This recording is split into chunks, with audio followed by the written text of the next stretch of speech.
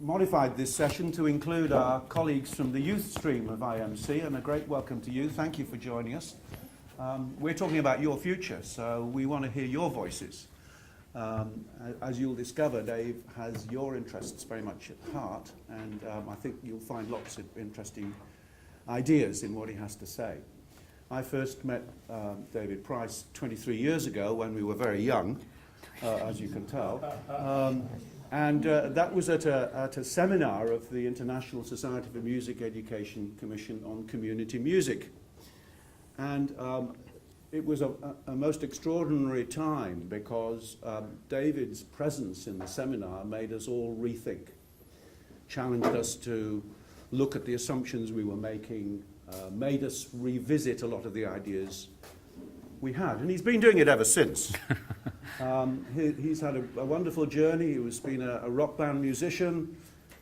He's been a clerk in the Ministry of Pensions, which once that's know your enemy is the reason for that, I think. He's worked as a community music worker, a community music activist, I think we should say. He's invented a program for high school music education called Musical Futures, which some of you may have encountered. It's spreading across the world like wildfire as a different way for people in high schools and secondary schools to approach their music learning. He's moved on from that into Learning Futures, and his latest product is this, and the title is The Instruction, Open. And when you open this book, you open your mind. And so David's here, a remarkable person, to share with us a lot of the thinking that lies behind this book, and in particular how it applies to the world of music learning. So I'm not going to say any more, because David is the person we want to listen to. David Thank you. Price. I think I'll just go now, because it goes downhill after that. That was fantastic. His introduction's good. That was amazing. Thank you, John. And thank you for coming on a Sunday morning at such an ungodly hour. I'm going to talk for about 45 minutes. And then we'll have a brief discussion, and then we're going to hear from the young people who are here, and we might even get some music. I'm hoping not, unless they're for decoration, but I suspect they're not. So what I want to talk about is issues that I've raised in the book. I'm not going to fixate overly on how this is, how you apply a lot of this stuff to music, because that's what I think we should do in the discussion.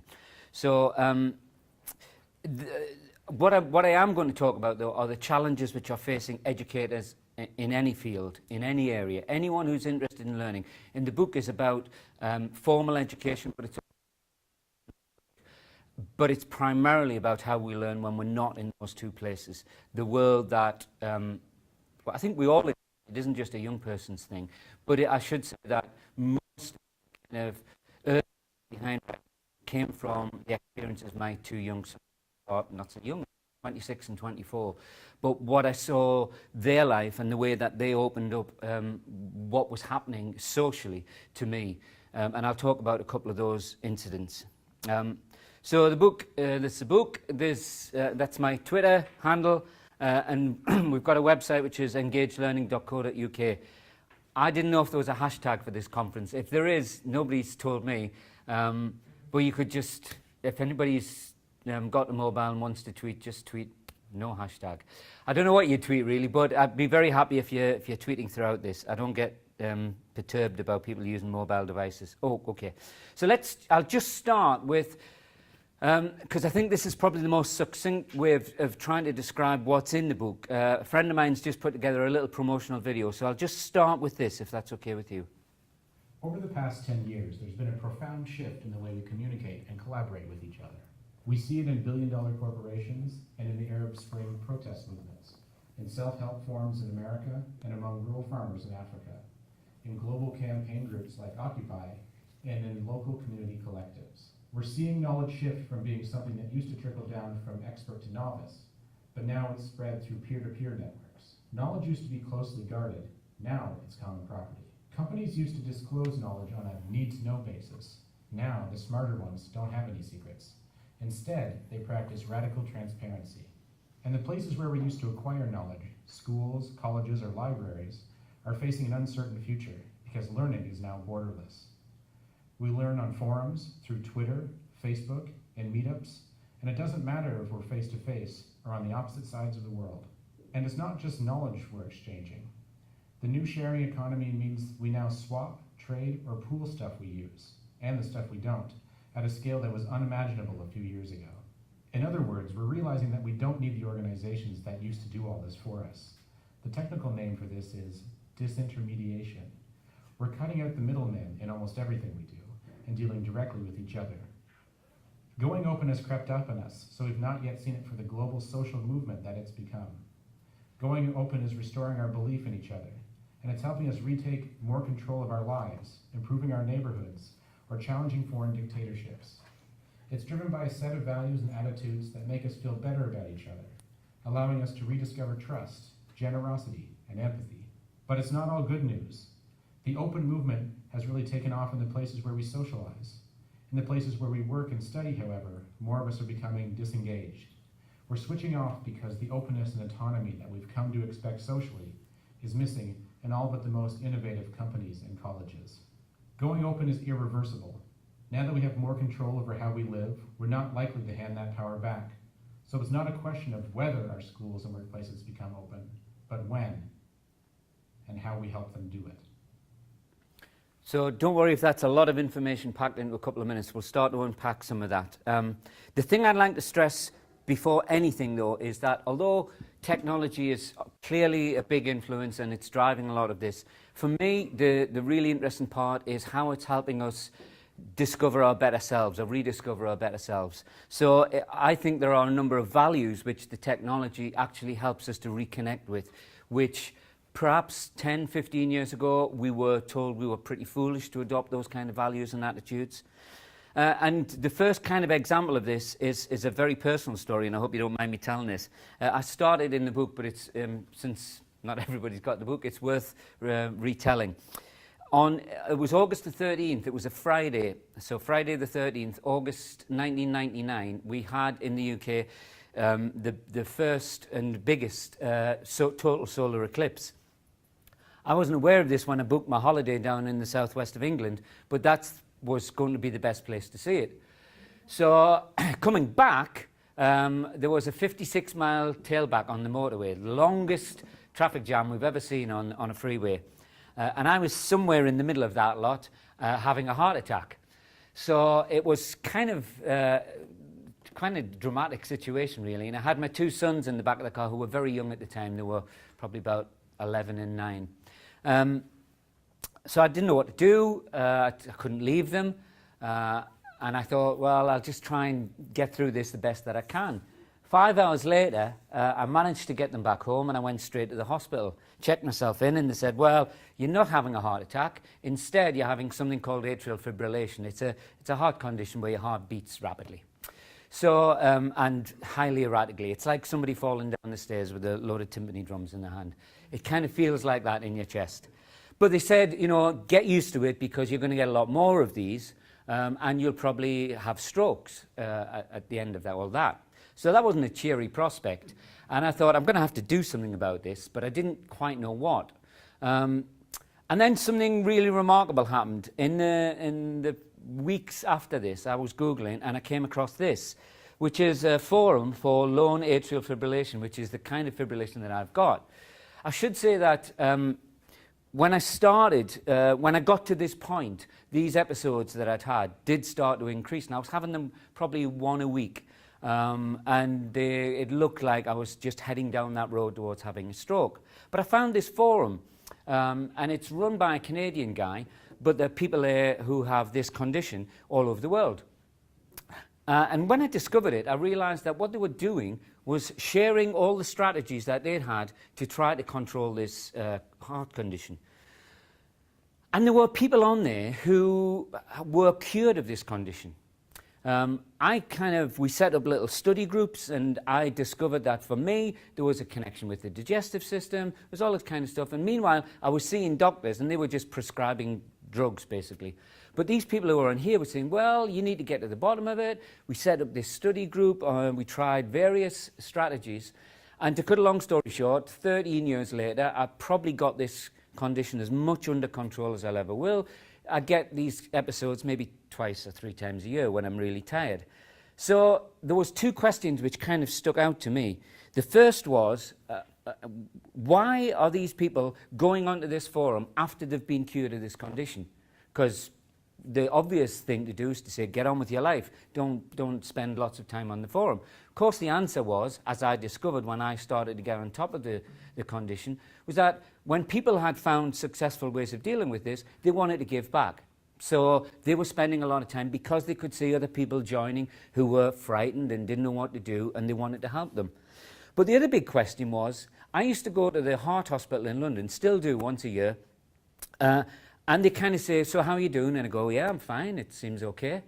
And then they go, well, we'll see you in a year's time. And I said, do you not want to know why I'm fine? And then they go, well, okay, go on, we've got a couple of minutes, tell me. And I go, you know, I found a forum. And they go, oh, God, you know, another one.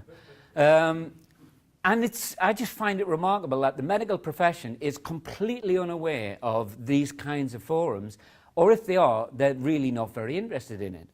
So 5 years ago, when I was diagnosed with prostate cancer, I thought, well, I know where I'm going. And yes, there is a forum for prostate cancer. And this is actually run by a guy in Melbourne. And the same thing happened. I didn't know what kind of treatment to get. There was lots of people who had experiences. They were saying, oh, but you might want to look at this, check out the side effects of that. And to cut a long story short on that one, 5 years on, touch wood, everything's fine.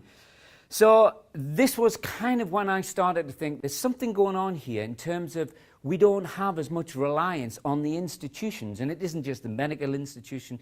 I'll tell stories later on which are kind of undermining the police in a way. There's all kinds of institutions that are, as the promotional video says, becoming irrelevant because we're finding ways to do things for ourselves.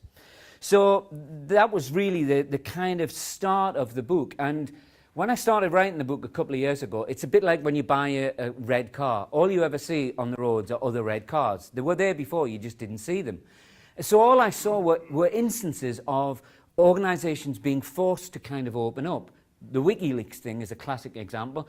Zappos.com is an online shoe dealer in America who tell people, if you've got a complaint against the company, put it on our website. Let the world see it. If we can't sell you the pair of shoes you're after, we'll tell you where you can get them. So it's completely opened up. And then there's the whole open source IT movement which has happened. So everywhere you see now, it seems to me that people are opening up. And I believe it's because we, as the users, are saying that we don't want to stand for the kind of secrecy or the closed learning systems that we've seen before. And I think there are kind of 2 reasons for this. One is obviously globalization, but the other is what we referred to in the video, which is this process called disintermediation. It's a technical term, but as we said in the video, it's just about getting rid of the middleman. Now, if you think about, I was a pop musician, as John said, and then you had to have a record company. You couldn't get to your audience without a record company. Now, all you need is a YouTube channel. There used to be a thing called travel agents, and you'd go along and these people would find a hotel for you and book your flight for you. Well, of course, we do all that on TripAdvisor. This is a peer-to-peer lending service now, which more and more people are withdrawing their pension funds and saying, we'll lend it to other people. So we're now much more in control of our lives than we used to be. To call it disintermediation is probably a bit of a misnomer, because what's happened is that the physical side of that intermediaries, people who used to do that, are being replaced by digital formats. And of course, this is not all good news, because it means that jobs are being lost all around the world. So that's the kind of serious part of it. And I was kind of then prompted to think we need to do something, because nobody in the UK was talking about this. You never get the politicians saying, you know, we've got a difficult future ahead of us. We've got this disintermediation which is taking place. Nobody seemed to want to talk about it. And the essence of the book, it seems to me, was this quote from it. Information is now flowing faster and more freely than it's ever done. And technology is helping to democratize learning. That's good in many ways, but it's not good in others. It presents all kinds of challenges for those kinds of institutions, for these young people here who've got to find a job in the future, and more than anything, for our learning institutions, and we'll come on to that in a minute. And as we said in the video, it used to trickle down from expert to novice at knowledge, but now it's gone across. not only that, knowledge is a slippery concept because it used to be the British Prime Minister, Tony Blair, when he took charge in 1997, he said, our three priorities are going to be education, education, and education. And the reason, he said, was because we were moving into the knowledge economy. And Britain was set to dominate the world because we had a ready supply of graduates and English was the language of the knowledge economy. Well, how wrong could he have been? Because what actually happened is that the knowledge economy has become dominated by the emerging countries. India's got an endless supply of graduates and speaks English very well. So the economic value of knowledge is actually nowhere near as high as everybody anticipated it to be. But I'd argue that its social value has soared, and I'll talk a little bit about that. So the myth of the knowledge economy has been one seismic shift. But the other thing which is connected to that is that we used to say in the UK, oh, well, learning is earning. If you get your degree, you're guaranteed a job. But because of disintermediation, because of the outsourcing of knowledge, that's no longer the case. And again, no one's really talking about this. Middle-class parents in the UK are sending their young people to university, and they're coming out, and it's no longer guaranteed of a job. And if you want to actually see what the future looks like, just go on any of these kind of websites. The one that my sons get all of their work from is this one, Elance, and they also work on Odesk. I don't know if any of the young people here know about these websites. Yeah? The freelancer.com is the big one in Australia. But what happens on these websites is companies who used to hire people and put them in a job break down all those tasks that that person would have done, don't employ somebody, but they put it up on these websites as a project. And then they wait to see who's going to apply to do this work.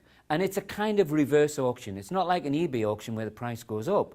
The price invariably comes down. So my son builds websites. I mean, you're not going to believe this, but websites used to cost about $5,000 to $10,000. My son does them for $500 now. And he has to, because he's competing against young Indian graduates who are perfectly happy working for $4 or $5 an hour. So the impact of this, I think, globally, is we're seeing a kind of balancing out of the middle classes. We were in India just a few weeks ago, and you can see there that there's a rising middle class. But the middle classes in countries like the UK, the US, Australia, New Zealand, we're in for a tough time. And until things settle down, or until we find the kinds of skills that will give us the advantage over these competitors, we're going to be facing this period of austerity that we're in. This is not just IT jobs. You see management jobs, you see legal, financial. You know, everybody used to think that outsourcing was call centers in India. You know, when you've got a problem with your telephone, you'd call somebody and they'd be in Delhi. But these are jobs at very high levels. These are white-collar jobs. And it's no one in the UK is aware of this, or if they are, they're not talking about it. So that's the kind of challenge. Don't worry, it gets more encouraging later on. I don't want you so depressed. But that's the kind of challenge I think that our young people are facing. So it's kind of no wonder that they're increasingly questioning the relevance of formal education. So, as I say, that's one of the reasons why I wrote the book. But I also was aware that alongside that, there was something else which was going on, which is not just young people. I don't agree with this digital immigrants and digital native stuff. I mean, I'm 60 and I still, you know, I like to think I'm reasonably tech literate, and I spend far too much time on Twitter and Facebook and all those kinds of things. But what I was aware is that this democratization of learning it's thrilling when you see young people getting involved in this. And I just want to say, does anybody know who this guy is? Yeah, you do? Do you want to say who he is? I'm not completely sure, but I'm pretty sure that he invented a cure for a kind of cancer. That's right. His name's Jack Andraka. And at the age of 15, Jack came up with a biomarker, a test for pancreatic cancer. His uncle had died of pancreatic cancer, and he decided he wanted to do something about it, particularly when he found out that the commercial tests that were available were prohibitively expensive. He lives in America. So he came up with a test which was faster, more reliable, and 1,000 times cheaper than the commercial alternative. And it's now in production. And he did it entirely with what he calls the teenager's two best friends. Google and Wikipedia. Did the whole thing. Except to say that he needed lab space. So he rang 200 universities in America and said, could I borrow some lab space? I'm working on this test for pancreatic cancer. And they said, how old are you? And he said, I'm 15. And they said, get out of it. You're not coming into our lab. Fortunately, one guy did, and he let him in, and it's now, he's kind of changing the world, really, young Jack. I think he'll take over. But there is another young Jack that I want to tell you about, and that's my son Jack, because it could be said that, you know, this kid's a prodigy and not typical. But my son Jack, who's now 26, I took him to 2005. I took him to the WOMAD, the World Music and Dance, which was in England, and he'd never really been exposed to kind of music from around the world. And I wondered what he would pick up on, what would be his favourite thing. And the thing that he liked was 4 Mongolian guys who do overtone throat singing. Now, I don't know if you've come across Tuvan throat singing, but I've got a little video just so you can hear it. It's quite an amazing thing.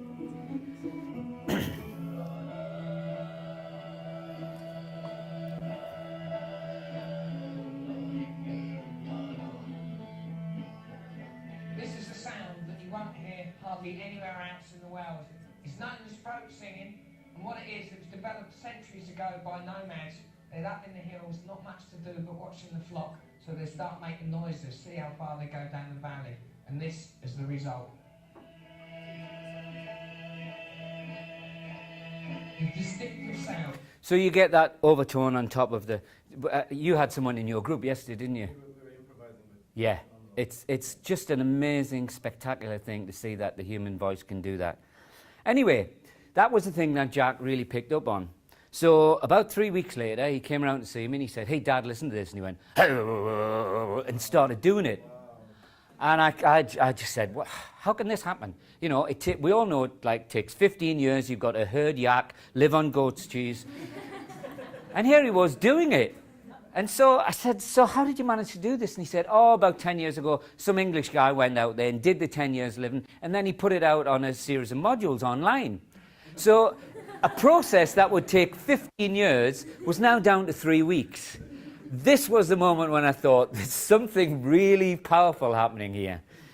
So then, of course, I started to see lots more examples of this, and I just want to share a couple with you. What I found is that when you start to look at this powerful driver which happens socially, when no one's telling you what to learn, no one's telling you how to learn, it triggers a whole series of motivations, and I call them the 6 imperatives of social learning. And I just want to spend a little bit of time talking about each of them, because this is the area I think that we as educators have to be cognizant of, and we have to find some ways of recognizing that if this is what's driving young people's interest outside of school, we've somehow got to get it into school. So let's start with the first one. Do it yourself. They're all 6 do-its, these. So do it yourself, the kind of autonomy that we get through social learning. We can do things now, not just share, but we can collaborate and we can take actions. And there's a story, I'm not sure anybody's heard this story, I hope you haven't heard it. Anyway, this is a story which I think really powerfully demonstrates it. And I came across it through one of my sons. He said, you need to go on this website. It was another forum, and it's called beyond.ca in Canada. And it's based in Calgary. It has members, though, all over the world. And in March 28th, a car dealer had found that his car had been stolen. Some young fella had come to take it out for a test drive and gave false ID, never brought it back. So he told the police in Calgary, but he just thought, well, I'll put it up on this website. Never used this forum before. He gave a description. He said he's a white male, 22, 24 years of age. The distinguishing feature was that he was missing these 2 middle fingers. So he kind of made the rock salute whether he wanted to or not. And this was the car, Nissan Skyline. So he said, if anybody finds it, there's a reward there. So about 3 hours later, one of the people on the forum was driving around Calgary, pulled up at the lights, and saw this kid. And you can see there, he's missing his fingers, and he said, got him, took his phone out, took the photograph, put it up there. So you'll know this very well, but other people may not know, but we have this thing called the Photoshop meme. As soon as you start putting things up, photographs up on the forum, people start distorting it, adapting it, and before you know where you are, you've got like 1,000 versions of these photographs. Now, most of these I can't share with you because they're too obscene. But after a while, this guy became known as the Claw for fairly obvious reasons. So then the story starts to gather momentum. By the time this story finishes, 1.5 million people will have visited this forum, and there were 4,500 posts. So after they'd had a bit of fun with this, they then said, okay, so I wonder, does anybody know him? Does anybody recognize him? And somebody said, I think he went to Father Lakeham High School in Calgary. So literally within an hour, somebody said, oh yeah, so he did. And there's the Facebook page, and that's what he looks like, and there's his name. So then it's only a matter of minutes before somebody gets on and says, well, actually, I found out where he works, and there's his house. So this was now only about 4 or 5 hours after the car had been stolen, and the excitement's gathering. This kind of motivation's getting stronger and stronger. So somebody then says, well, look, why don't we go around to the garage near where he lives, and we'll all meet up and we'll do something. So they go, yeah, just go around there and shout out beyond, and then we'll know who you are. Now, they have no idea, they have no idea what they're going to do when they get there. So they go and they say, oh, so what now? And somebody then says, well, why don't we just drive around to his house, and if his car's on the drive, we'll just block it in. So that's exactly what they do. They go around, they block it in, and then they ring the Calgary police, and they say, you've got a stolen car. And the police say, have we? And they say, yeah, but if you want to come around here, the guy's in bed, and we've blocked his car in. So they do. The police come round, and what do the guys from Beyond do? They get the phones out, they record the whole thing, the handcuffs going on, and they put it up on YouTube. So about 24 hours after this car's been taken out for a test drive, it's been returned to the car driver, kid's been arrested. Police have done nothing other than pick him up. And the interesting thing is, these are performance cars, souped-up cars, and the conventional wisdom is you've got between 24 36 hours to get it, because after that, it's been stripped down for parts and it's all been sold. But the car dealer gets it back, and the car is in immaculate condition. It's in mint condition. But better than that, the Claw has left his baseball cap on the back seat of the car. So what does the car dealer do? He puts it up on eBay. And he gets $255 for it. So he's actually ahead on the deal. So the funniest part about all this was that they then interviewed the Calgary police after this story had broken. And the police appeared and they said, oh, well, we really don't approve of people taking the law into their own hands like this, We are the police, we look after these issues. But they totally missed the point.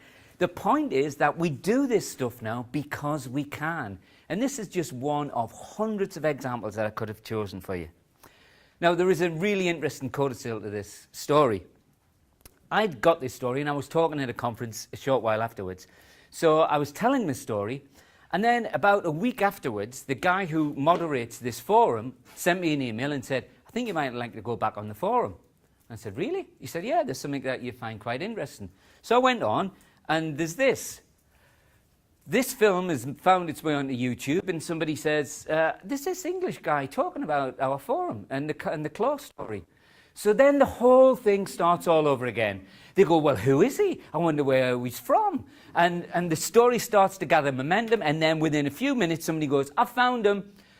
He's Sir David Price, born 1924, a British Conservative Party politician who was educated at Eton College. Now I ask you, with this accent?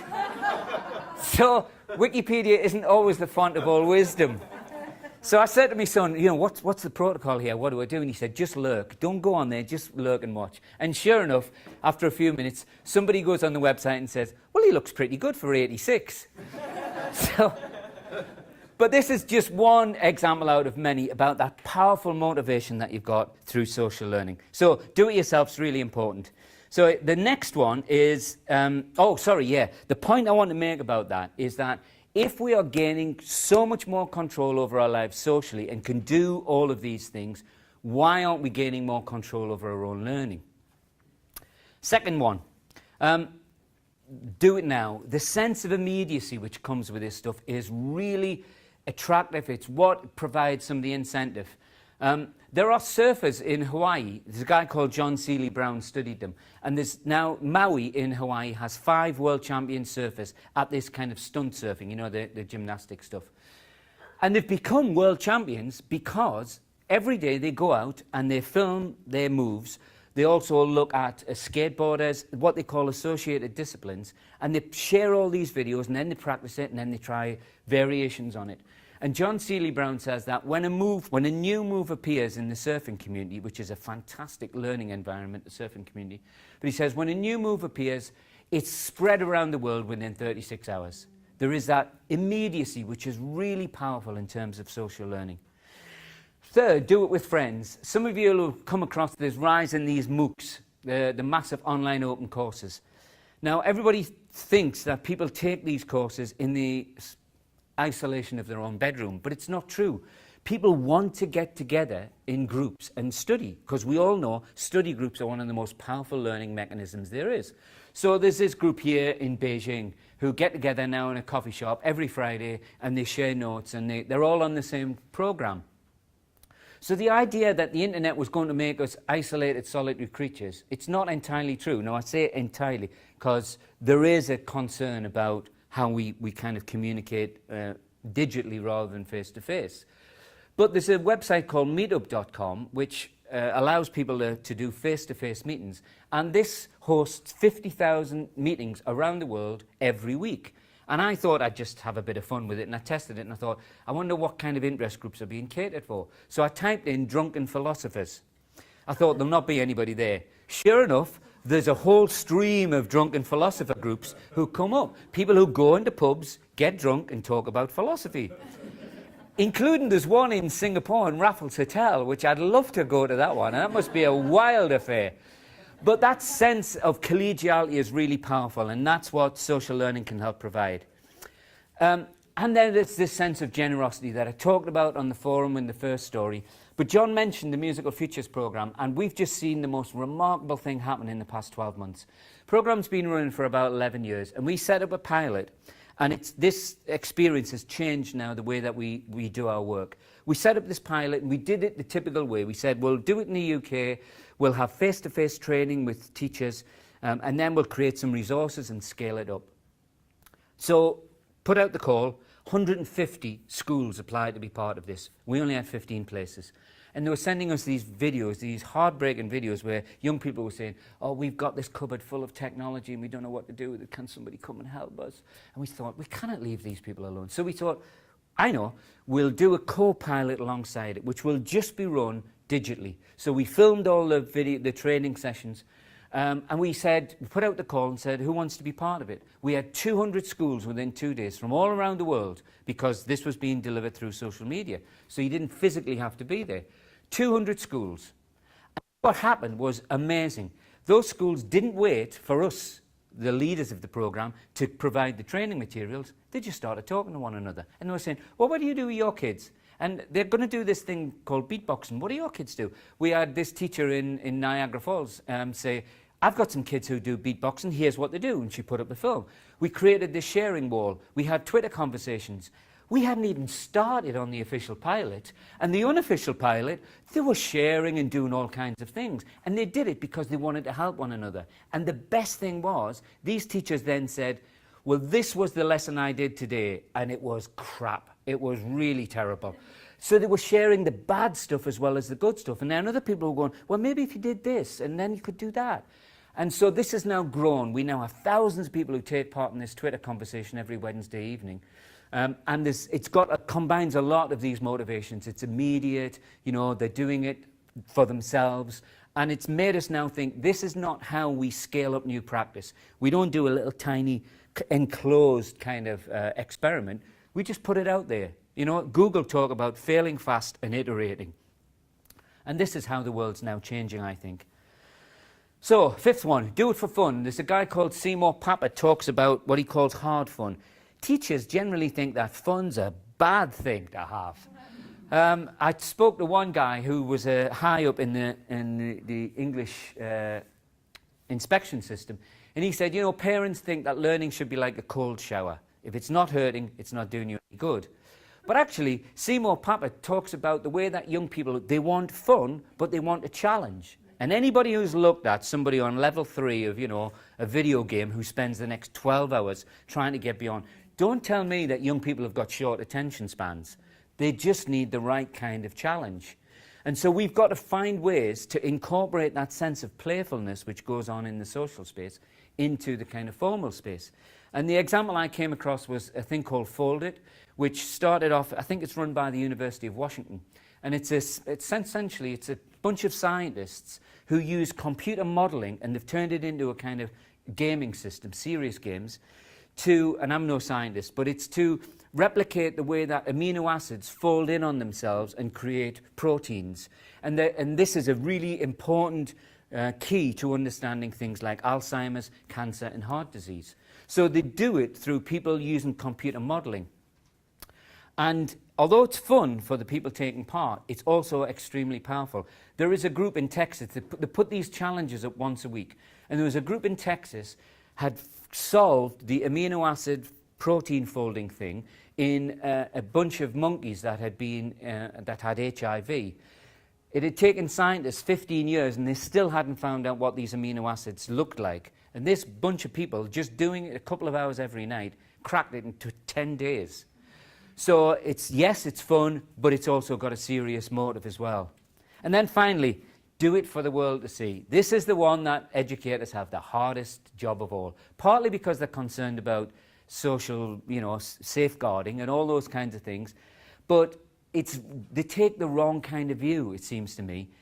When young people are, and we're all the same, when you're outside of the kind of formal environment, you're kind of sharing all this stuff with the world. And it's a really strong motivation. I shared a video yesterday of a kid in Brighton who'd put it up on Vimeo and had, millions of hits. That's a really powerful thing. Trouble is, educators are being told that, you've got to watch this, paedophiles lurking. And so we'll block all this stuff. And in the UK, 75% of social media is blocked in schools. The truth is, terrorists were sending their plans using letters and stamps, but we didn't try and ban stamps. I've heard people say, cars are dangerous things, but we don't ban them. We teach kids how to cross the road. And that's what we have to do with social media, it seems to me. And there's a great example of this. There's a young girl in Scotland called Martha Payne, and she's got a forum called Never Seconds. She wants to be a journalist, and so she said to her dad, how do I get to be a journalist? And he said, well, why not start a blog? So she thought, what can I write about? And she thought, I know what I'll do. I'll take a photograph of every dinner and every lunch I get at school, and then I'll do a little blog about it. I'll rate it, for portion size, for taste, for texture. And as you can see, the portion sizes weren't very large. So the school that she went to in Scotland did the dumbest thing possible. They said to Martha, who a 9-year-old kid, they said, you've got to stop that, take it down. So the following day, Jamie Oliver heard about this and then tweeted it. And there were 9 million people saying to that school, for God's sakes, the problem is the food, not the child taking the photographs. And to their credit, they then said, okay, you can keep blogging, Martha, that's fine.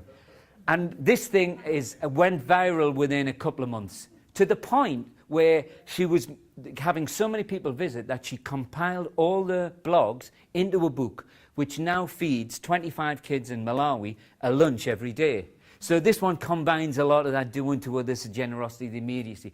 Really powerful story. And we have to recognize that young people get a big kick in their learning when they see it's out there for the world to see. So they're the kind of 6 imperatives. And when we have a discussion later, it would be really good if we talk about when you see these in formal learning. Because whenever I give talks on this stuff to teachers, and I say, how many of these are present when you're learning? They all start looking at their shoes and thinking, oh, is that the time? So I think we've got a real challenge with this. Okay, nearly at the end now. And one of the reasons why we've got a challenge is that we are seeing a global epidemic of disengagement. And there are a number of reasons behind this. The kind of standardized tests that we're seeing in the Western world, drilling and killing, as the Americans call it, that's one reason. But I think we're also seeing that there is such a mismatch now between the learning which is done socially and the learning which happens in school, that it's no wonder that young people feel bored and disengaged. When they can't do all the things that I've just been showing you, it's bound to feel like a constricting place at school. So there's two things we know about engagement. The first is that the longer a young person is in school, the lower their level of engagement is going to be. So an elementary kid or early years, they're twice as engaged in the learning. So what is it we're doing that by the time they get to high school, they're only half as engaged in the learning? But the second thing, and these are universal, I see this all around the world.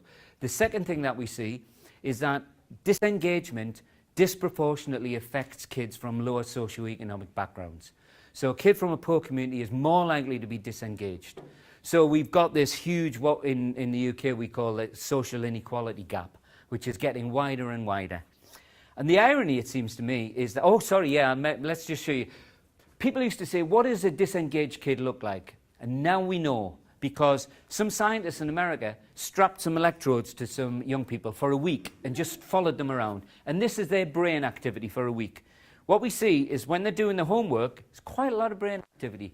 Now, this was surprising to me, but then I realized they're multitasking. You know, they're watching TV, they're texting their friends. So, yeah, the brain's kind of going. When they're watching TV, not a great deal going on. When they're socially mixing, yes, lots of brainwave activity. But here's what happens when they're in class. Flatlining. There's more brainwave activity when they're asleep than when they're in class.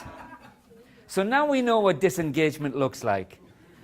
And the tragedy is, there's just been some research here in Australia which followed people who were disengaged at school and people who were engaged at school and looked at their life chances 20 years later. And it's quite astonishing, the results, because they've shown that a disengaged kid from a lower socioeconomic background is going to have better life chances than an engaged young person from a middle-class background. So when we talk about that social inequality gap, we could turn that round if we could get more people engaged in the learning at school. And for the life of me, I don't know why politicians are not talking about engagement more. They talk about achievement, as if we'll try and get the achievement, and if they're engaged, well, that's good, but it's not really what we're about. There's a writer called Alfie Kohn who I love. He's a real radical maverick. And he says, when interest and engagement appears, achievement usually follows anyway. So it's not an either or. If we get young people engaged, then of course they'll do better in their exams. So that's why I think we've got this crisis on our hands. Okay, I'm just about finished now. So what do we do? What do educators do? Well, the first thing it seems to me is acknowledge that this going open is irreversible. When we've got so much control over our lives, we're not going to give that back. So let's get on with it. Let's just recognize that we need to work with it. Second thing is, we need to turn formal learning into what I call in the book the global learning commons, which is not just about technology. It's about opening up our formal environments, our schools, our colleges, our universities. By that, I mean there should be more porous places. Schools in England are like fortresses. They've got fences up there, nobody can get in. And if that's not telling kids that, you know, you're sealed off from the world, I don't know what is. What we need to do is to open that out so that school becomes a kind of base camp for learning, where you head out into the community to do your learning, not the destination. It means that parents should be able to come into school. The best kind of resource that schools have got is their parent body, because they've got all these skills. Nobody ever asks these parents to come into the schools and share that. But it's the same with businesses, it's the same with community groups. We need to make learning a much more kind of porous and social environment. And then finally, we've got to give the learners some of the freedoms and controls that they have in the social space. Because if we don't, formal learning is becoming increasingly irrelevant. And when I was at school, there was only one place to learn, school. Well, you could go to the library, but they were just as boring as the school was. But now, there are millions of places that young people can learn. And we'll see more and more people opting out. 25% of every young person in America drops out of school. They fail to continue their studies. So there's a real imperative now that we find and give young people some of the freedoms that they've got socially. And what we're seeing, and this is the kind of technical thing, is there's a shift in social learning from pedagogy to andragogy to heutagogy. Now I ask you, why are the three ugliest words in the English language reserved for learning? Don't take this personally, John. My theory is the academics don't want the rest of us to be able to talk about it. They don't want us to be able to understand what's happening. So they think we'll give them really horrible names.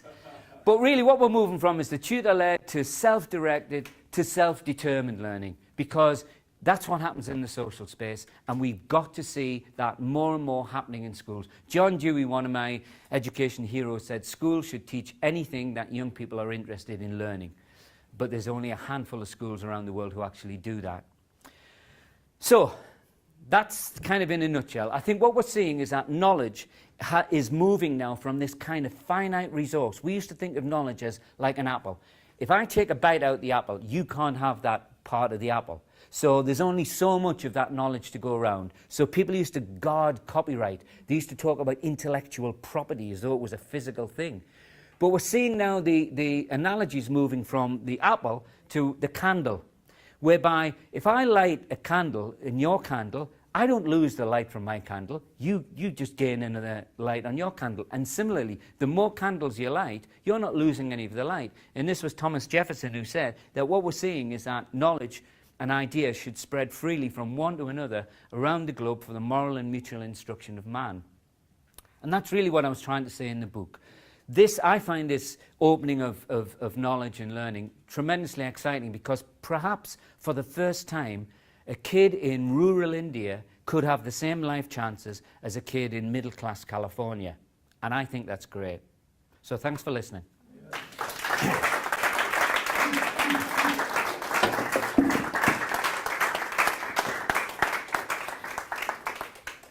I'm just going to disintermediate myself, so it's all you. Okay. So it's time for us to kind of feedback, comments, questions, criticisms. Let's ask the young people. Do you mind if we start with you? Because you're the people really that this is all about. What rings true? What kind of frightens you? What makes you excited? And what do you do in your social learning? Give us some examples. I'll start. Good. So we are part of an organisation called Youth Music Industries. Elliot and I work in the business sort of side, and 3 Toms every year, they're in a band called The Missing. And what Youth Music Industry does is it encourages the disintermediation and the informal learning. So when the reason Youth Music Industry started was because young people, musicians and industry workers found that the music education in the schools didn't actually prepare them for getting a job in the music industry. And that to be able to get into the music industry, you need to know the business, you need to be a part of it. And conventional classroom learning didn't provide that. So Youth Music Industries, we put on our own events, and it's run by us. And so we are learning how to, through experience, first-hand experience, how to run our own events and how to know the business of the industry, music industry. And so one of the ways we encourage disintermediation is that you don't need professionals to do the work for you. You can do it yourself, and you can learn it through experience, because that's how they did it. That's how professionals learn, through experience, and we're just as capable. And so, to be a musician, you don't need, when you're first starting, you don't need, obviously, you don't need a manager, you don't need all these professional people telling you what to do. You can start with simple things with social media, and with the skills, you can build your own business as a young person. And so, yeah. Have you come across, there's a duo from California called Pomplamoose? They're brilliant. You should check them out on YouTube, because they made a conscious decision. They said, we're not going to sign with a rebel company. Yes. They're really brilliant. So they put their stuff up on YouTube and went viral. They now get sponsored by YouTube. But they've worked out a really good living for themselves, and anything they've put out is through themselves, because they want that control of their artistic product. Yes? I've got 2 questions, but I've also got a question for the young people, and I've got a question for you, David. So I'll just briefly share a little bit about my own, and I'm a lot older than people.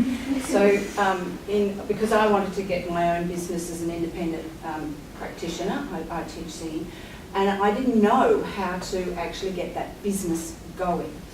So I consulted with somebody, I did pay someone, but they said, oh, you need this online thing called Flying Solo. So through that, I've learned how to be a solo entrepreneur, I've learned how to market, I've learned how to write copy, I've learned how to run my, write a business plan. I've learned how to, so I've done all that online.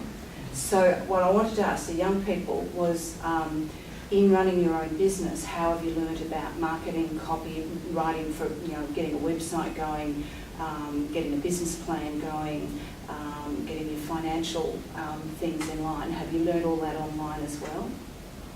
Well, I just studied music business. I just finished my course, and I found that a lot of the things I was learning in the classroom I could have learned myself online just by simple research. It was not necessary that I had to go to class because I knew that I could receive the same information online just as easy. And yeah, so I found that if you know what you're looking for and you have an understanding of what you need, learning yourself online is a lot.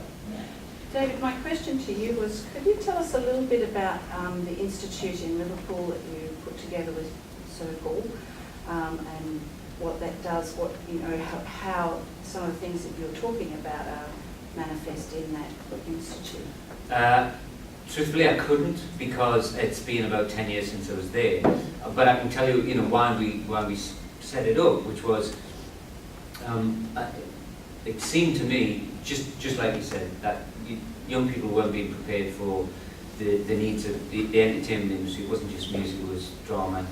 And also, they were being trained too narrowly. So we set up a kind of integrated curriculum. So you couldn't just do your one area. So we had management, design, dance, drama.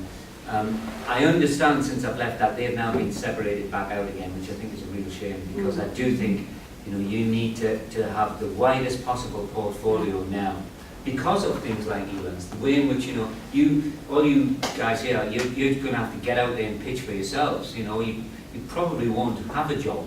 You'll create a portfolio of work, and that's what I've had to do, and a number of people have had to do. But increasingly, there's you probably know AMP in Australia. They carry, it's a financial management company. They carried out some research recently where they said that by 2020 they believe that 50% of Australians will be freelance, which is, it's a scary prospect, because schools don't prepare young people to be freelancers.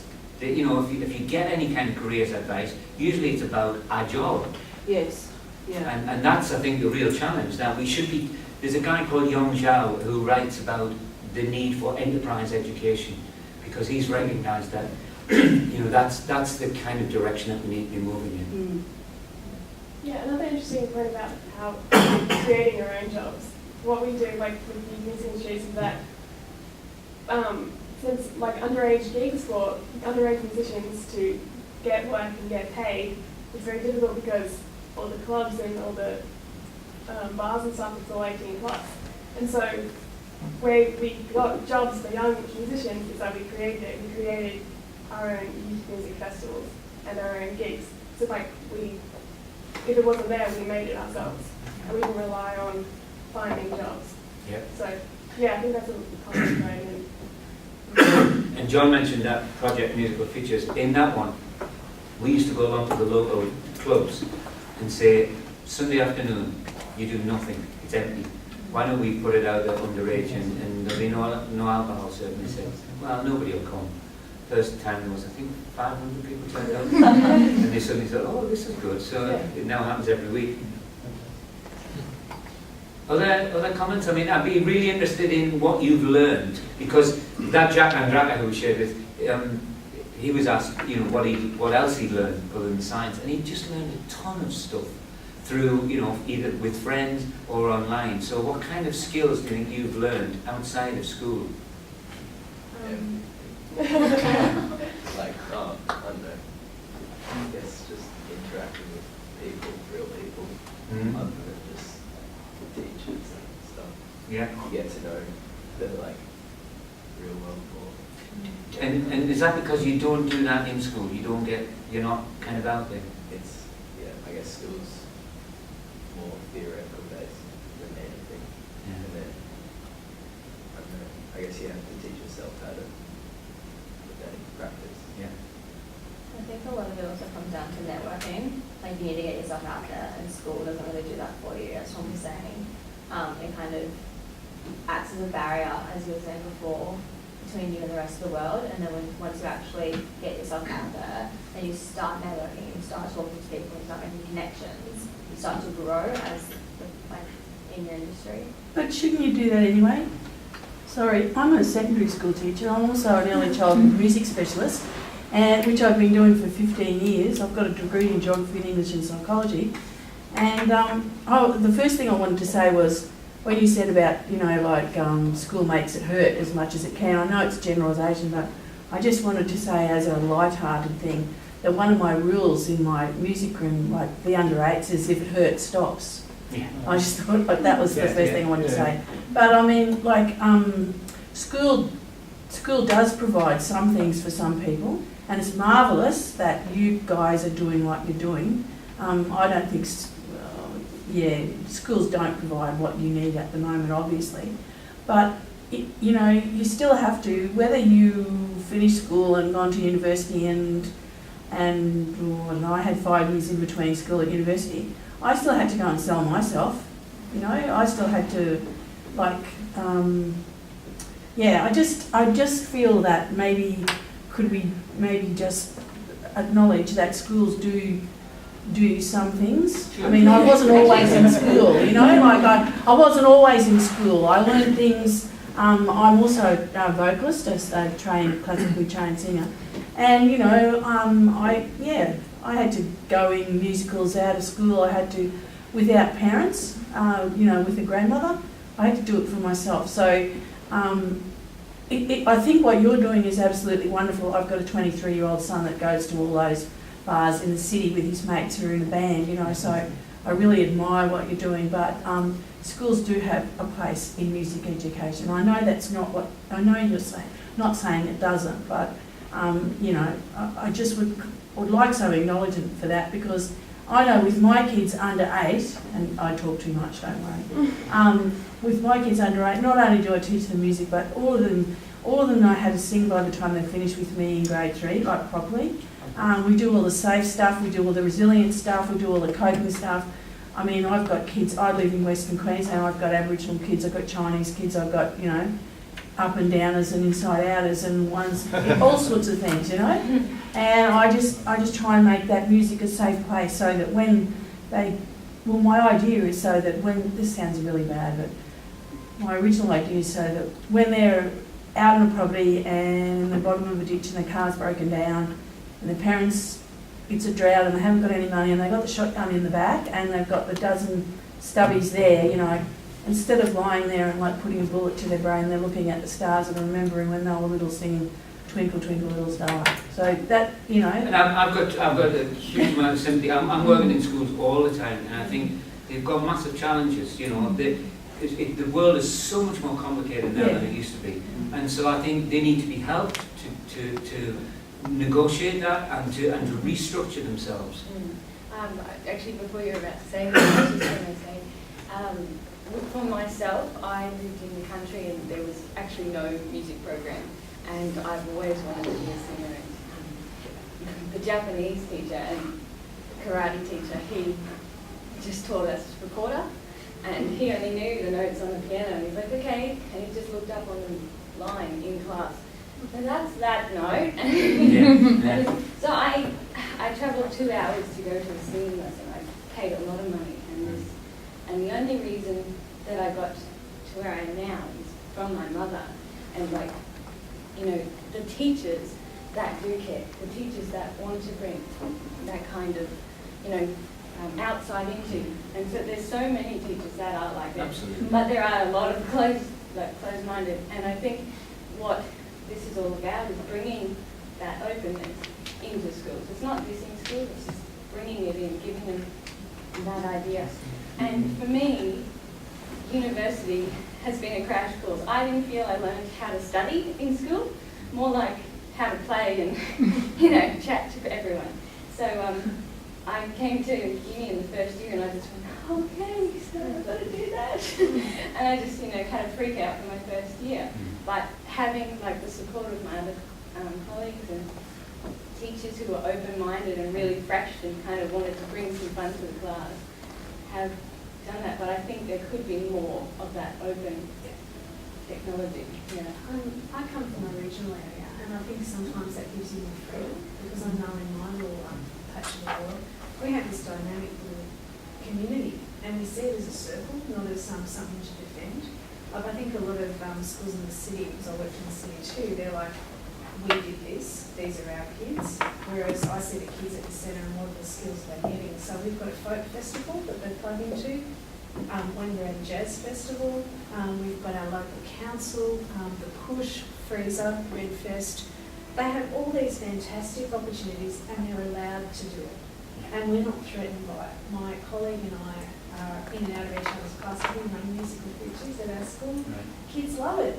And they're doing really well, and people are looking at us now and going, what are you doing? And it's not letting them themselves. Just let them do it. Get out of their way. Enable, like I like to point the kids to where they, might find, say, a program that they could use. And once they've got it, they'll go and peer-to-peer it with somebody else. So I sort of don't see myself as only a facilitator, but I think that's a huge part of the role these days too. I have got skills that they need, in vocal and stuff, so I share those, but I'm not threatened by other people. And I think a lot of teachers are. I think there's a real fear, and it's like, well, I've studied all this time on my instrument, like, what does that mean now? And a lot of people can't, like, they're going, gosh. And what about the tradition? Because I know that there's a lot of people, I work in the Catholic system, for example, and they are really scared at the moment that they're going to lose their musical tradition because it's so focused on just creating new work. So there's a really healthy tension going on there about, like, how do we pass on something that we know is beautiful while enabling new work to flourish? So, yeah, lots of complex It's interesting that often in the more remote areas, like the most musically active part part of the UK is the Shetland Islands, and it's partly because they're so kind of removed that the formal and the informal have to find ways to work together. We've always done that. I'm conscious of the time and I want some young people to... Thanks a lot, David. Very powerful.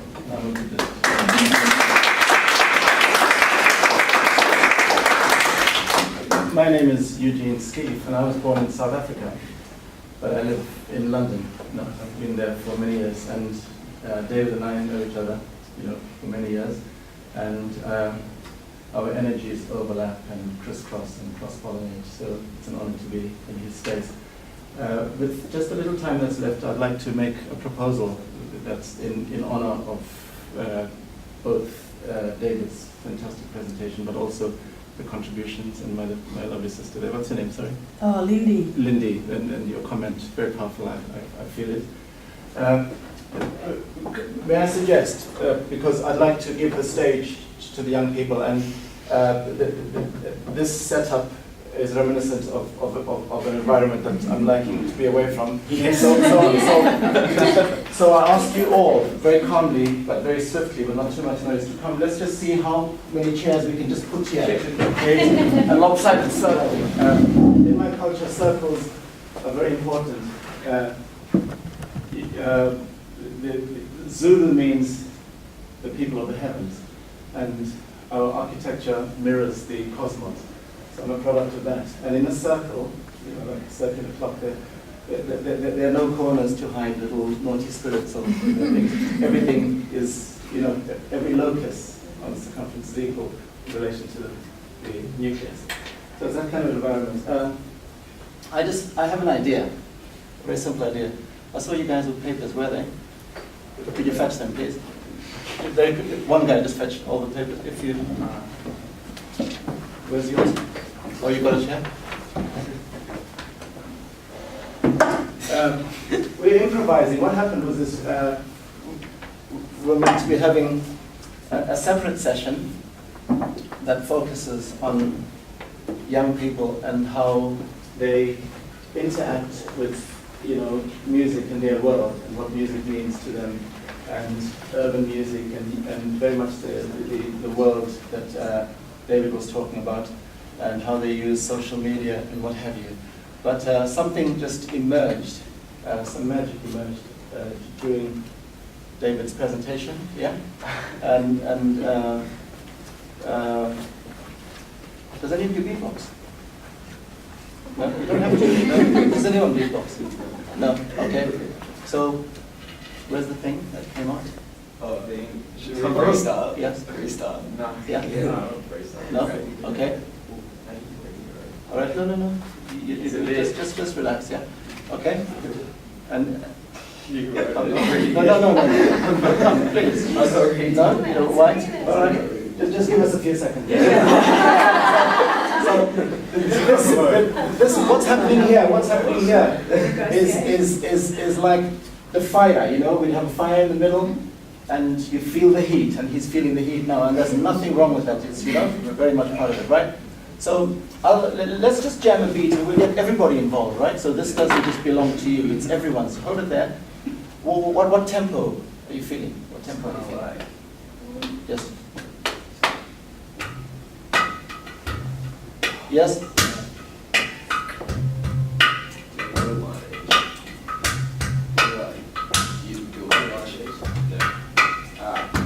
Okay, before we start, you guys just chill, yeah. David's got the idea, so. But keep the volume nice and low so that, because he's not got one of those big boom mics, like, you know, kilowatts to kill, yeah? Nice and soft, nice and soft, nice and soft. The main thing is the tempo and the beat. So 5, yeah. Okay. Into their hands they took the law, in search of the mighty man with the claw. It looked like someone had gnawed off his paw, because now he had 3 forms from the Bible. People went to the forum, amazed at what they saw.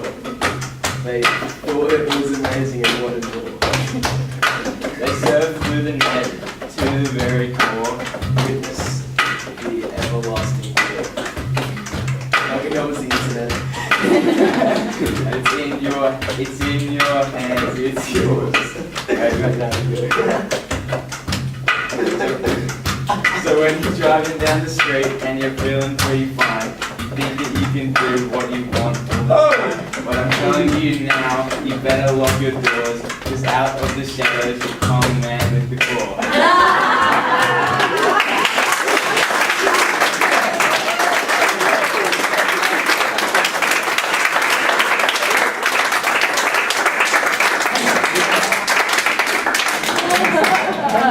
Fantastic. Now, give me explain it.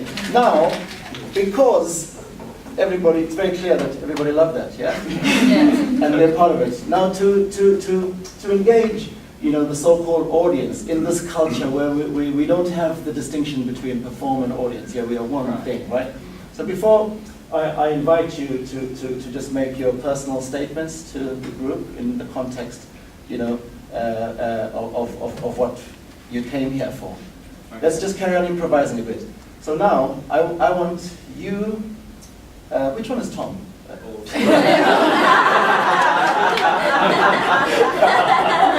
Funny!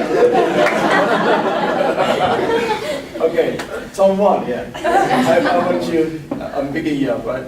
Tom 1, I want you to mastermind, to sort of orchestrate, to artistically direct, to kind of manage, to people manage.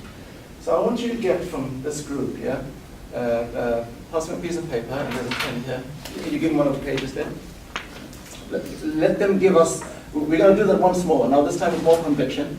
And I want like a refrain, yeah? Like a chorus, yeah? All right? So create a chorus. Can you guys start giving him, yeah? You know the beat, yes? Yeah. Very simple, yeah? 4/4, yeah? State, Main Street. So let's have, how many lines should the chorus have? 4? 4. So 4, okay? Okay, so what's the length of the first line? Just count it and tell me where to stop, yeah?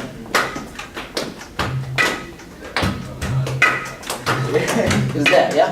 That one, boom, that's one line, yeah? So we want 4 of those, yeah? Yeah. Okay, so 16 beats, yeah, if you like, yeah? All right, so who's going first, yeah? Actually, should we, let's give the first honor to our main man, David, I love you, my brother. Give me a clue, Eugene. Okay, so it's your call. You have the floor because of your fantastic presentation. So just maybe a summary of that. The claw, isn't that inspiring? They came up with this on the strength of the very impressive point that David was making there, right? So we're going to do the claw one more time, but they will know the breaks, and you will conduct it where we stop, and we have the chorus, yeah? Yeah? So we need 4 lines, but we don't need all 4 of you, but maybe give us first, or just, that is within the theme. That's Okay. all, yeah? Okay? Do it again, let me hear Yeah, it. okay. It will quite quiet. Yeah. Okay. No, do the whole rhyme again, yeah? Yeah, whole one. Okay. Yeah. That's lovely, yeah. More convictions, watch the beat more this time, yeah? Oh, is it there? Oh, it's juiced up, sorry. All right, okay. Okay, let's start. Does the tempo slow down a bit, or you want it faster, or is it cool? Very softly. Oh, love the rings on the chair. Nice. Do their hands, they serve the Lord, in search of the mighty they live before.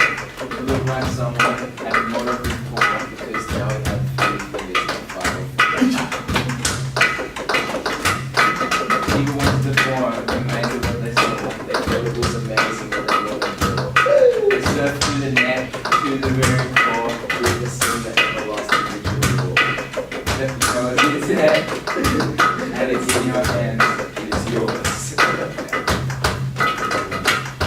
So when you're driving down the street and you're feeling pretty fine, you think you can do what you want all the time. But I'm telling you now, you better lock your doors, because out of the shadows will come the man with the claw. Okay, come in. You want me to? Yeah. The bit that you said about the internet, Yeah. that's the chorus. Okay, right, let's write that down on a separate piece of paper. Which line? Should we start from they surf through the net to the very core? Yeah, that's it. Alright. Perfect.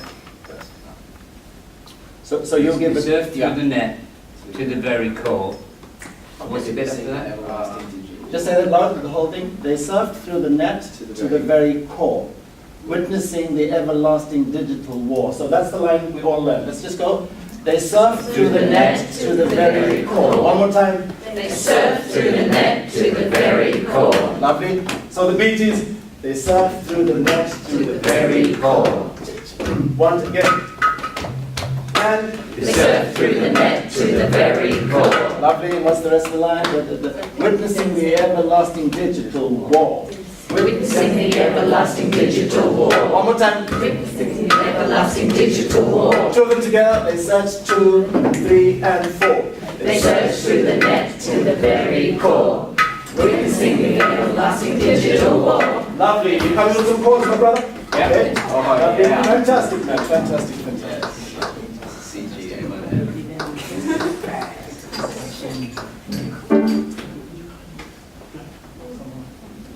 I know he's been filmed, but you have an accident. Come back. Okay. Let's just tweak the tempo a little up, David. Yeah. 1, 2, go!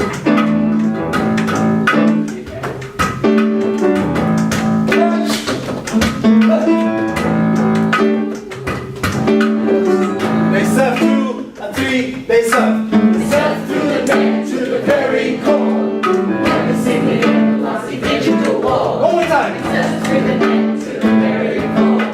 Witnessing the everlasting digital war. Last time. Surf through the net to the very core. Nice and loud. You Witnessing stop the the one. everlasting digital war. to their hands, they took the law, in search of the mighty they live before.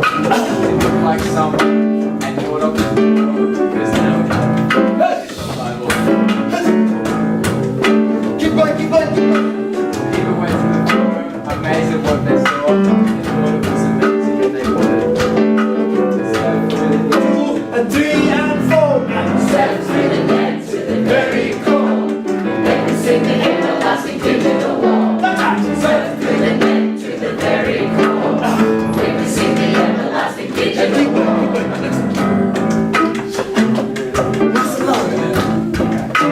Yeah. So when you're driving down the street and you're feeling pretty doing what you want all the time. I'm telling you now, you better lock your doors, 'cause out of the shadows will come the man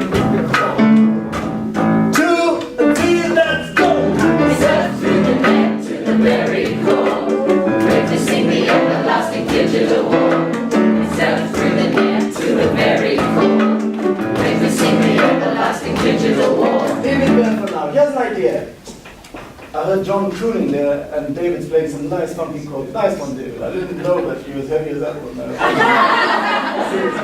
Okay, so we do it once more. We start with the chorus. They do their bit, and we do the chorus once more. When we finish the chorus, they don't come in. I want the simplest melodic line, and I'd like it to come from you guys, yeah? Yeah? Music teachers, well, yeah, this is your moment to shine because you're there, my sister. So just a simple melodic line. Let's just jam that. Let's improvise that and search for it, okay? So if you play, just funk the chords 2, 3, and 4, and. So John, my lovely funky, the funkiest academic I've ever come across. John, could you walk over and go to my sister there? Sorry, Lee. And just work out the simplest melodic line, a simple line that fits into 2 4-bar structures, and then we'll give that to the group, yeah? And we'll harmonize.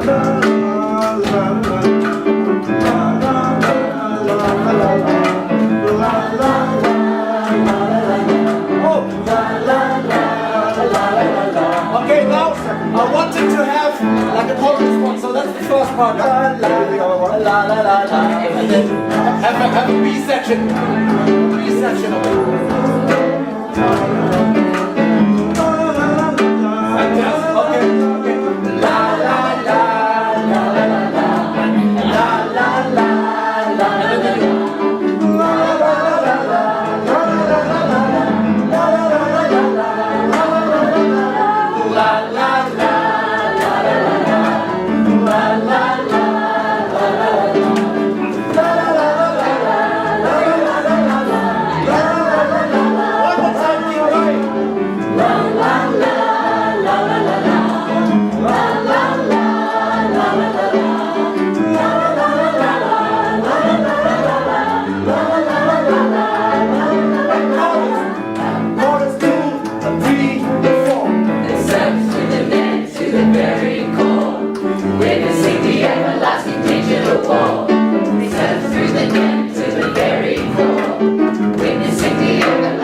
One more time, chorus. We serve to the end, to the very core. Witnessing the everlasting digital war. Let's go. In their hands, they took more. In search of the mighty land with their claw. It looked like someone caught up his phone, because now he had to keep his love Bible. They went to the throne, and they took the floor. They thought it was amazing, and they wanted melody. La la la.